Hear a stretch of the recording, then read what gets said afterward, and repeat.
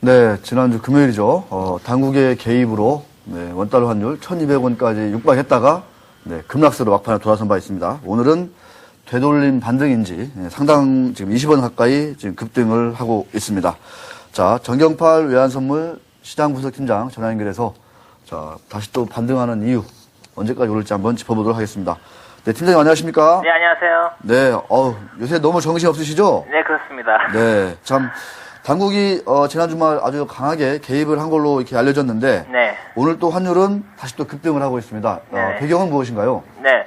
말씀하신 바처럼 달러 환율은 이제 지난 금요일장에서는 당국의 개입으로 1,166원에 마감했습니다. 네. 그렇지만 이어지는 그 유럽장에서요. 당시 그 헤이지 펀드들의 현금화 전략으로 인해서 유가와 금 가격이 모두 폭락하면서 원화 역시 약세 압력을 받았고요. 당시 역에 따라온 환율은 유럽 시장에서 1,188원까지 상승한 바가 있습니다. 이후 이어지는 뉴욕장에서 역의 환율이 비록 하락했습니다만 당시에 한번 갔던 환율이다 보니까 오늘 다시 환율이 상승하는 데 있어서 좀 더 쉽게 상승 압력을 받고 있다는 생각이고요. 오늘 이 시간 현재 오늘 시장의 고점이 1,189원 80전인데요. 유럽장에서의 1,188원과 근접한 수준이라고 생각하시면 되겠습니다. 외환 당국이 지난 주말 대규모 개입에 성공을 함에 따라서 역외 세력들과 이를 추종하는 국내 외환시장 참가자들에게 강력한 경고의 메시지를 보냈고요. 이에 따라서 환율 상승세가 제어될 수 있는 심리적인 명분은 충분히 제공됐다고 볼 수 있겠습니다. 그렇지만 이것만으로는 글로벌 달러 강세 기조에 바탕을 두고 있는 달러원 환율의 상승 기조를 꺾기에는 제한적이라는 생각이고요. 다른 날은 코스피 지수와 상관없이 환율이 상승하는 경우가 많았습니다만 오늘은 코스피 지수가 하락하면서 환율 상승에 좀 더 영향을 주고 있는 모습입니다. 네. 유럽과 중국 그리고 호주의 경제 지표가 모두 부진하고요. 유럽 중앙은행과 호주 중앙은행이 기준금리를 하락할 가능성이 커지고 있기 때문에 위험 통화들이 달러와 대비 전반적으로 약세를 보일 가능성이 역시 커지고 있습니다. 더욱 중요한 것은 아직은 그리스 디폴트 가능성이 살아있다는 점에 주목을 해야 하겠고요. 이 때문에 당국이 매도 개입에 나서면서 투기 세력의 매수 우지를 일단 잠재우기는 했습니다만 네. 기본적으로 환율은 하락 압력보다는 상승 압력이 더 큰 장이 이어지고 있다는 시각에서 접근하시는 것이 좋겠다는 생각을 말씀드리겠습니다. 네. 네, 설명을 너무 잘해주셔서 이해가 쏙쏙 되는 것 같습니다. 네. 네. 좀 어려운 질문인데요. 네. 그럼 이 원달러 환율이 도대체 어느 정도까지 오를지 참 어려운 질문입니다, 진짜. 이제 환율의 상승 압력이 커지는 과정에서 다시 한번 1,200원 돌파를 시도할 것으로 예상이 되고요. 네.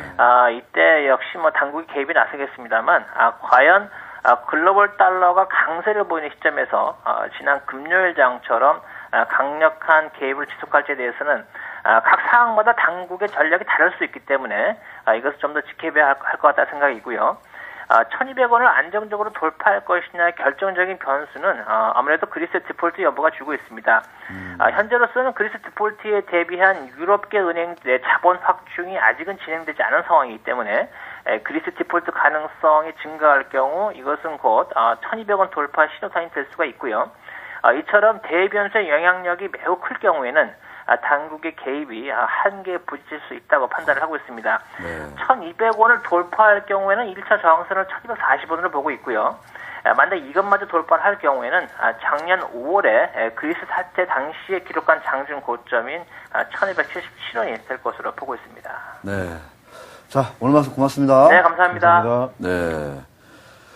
자, 그리스 어떤 사태에 대한 해법을 찾지 못하면 1,200원대 돌파가 유력하다 이런 얘기인데, 네, 참 유독 이 원달러 환율의 어떤 그 흔들림이 좀 다른 통화에 비해서 심하다. 네. 뭐 이런 얘기도 많이 나오는데, 뭐 개방 경제다. 뭐 이런 얘기도 많이 하고, 이제 반복되는 것 같아요. 리먼 브더스 이후하고 또 얘기들이. 그렇죠. 시장과 같이 주식시장과 같이 취약한 모습을 보이는 것 같습니다. 너무너무 취약한 모습을 보이고 있습니다. 뭐 일각에서는 알면서도 당한다. 뭐 이런 얘기도 나오니까요. 네. 자, 환율, 네. 당국이, 네, 뭐, 섣불리 개입했다가 또 아까운 달러만 또 허비하는 거 아니냐. 뭐 이런 얘기까지 나오고 있으니까 개입을 해도 좀 적절하게 좀 해야 될 것 같습니다.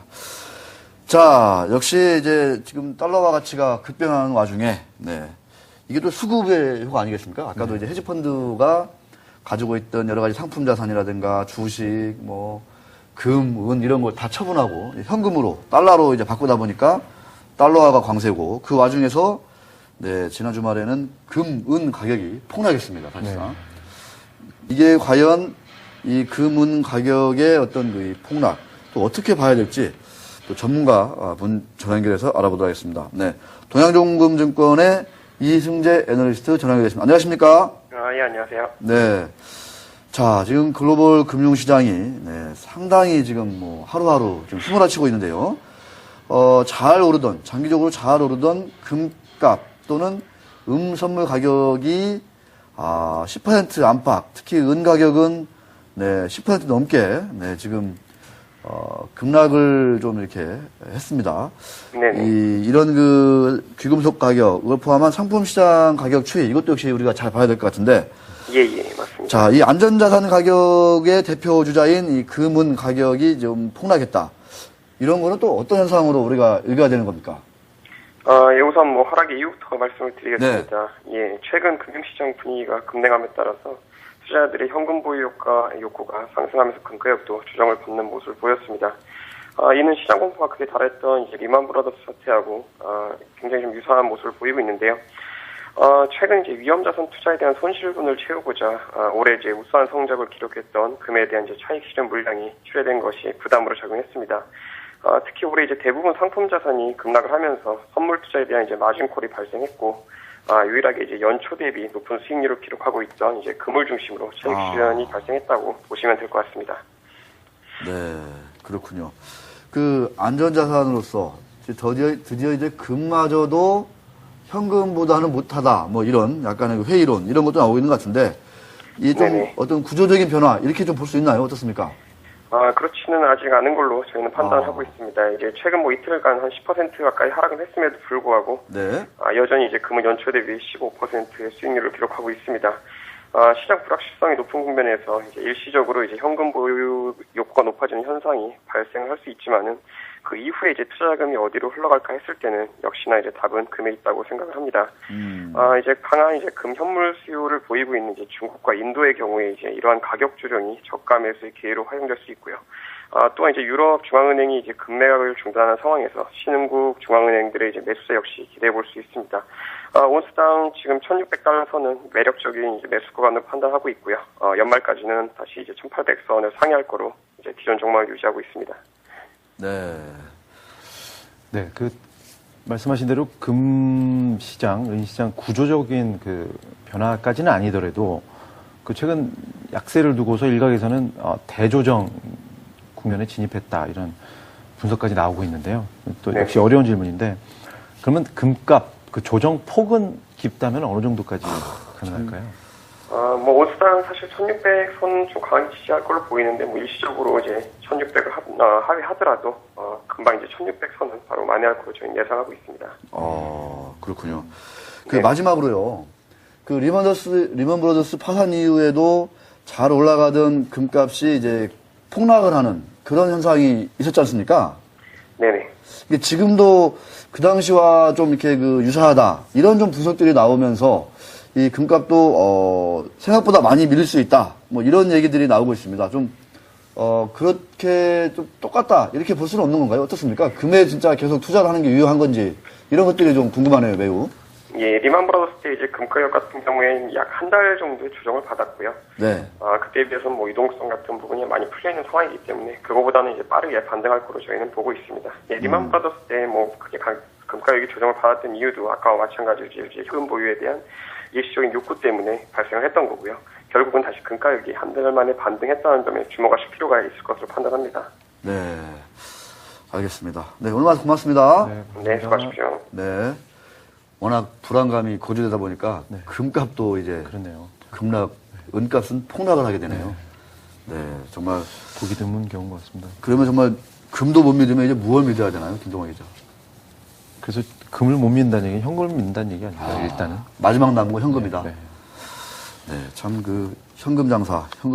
네, 현금 장사를 잘하는 기업들을 찾아보면 어떨까 싶기도 하고요. 그렇습니다. 예. 자, 종목 뒷탐험 짧게 하고, 네, 기자들이 떴다. 네, 좀 깊게 합니다.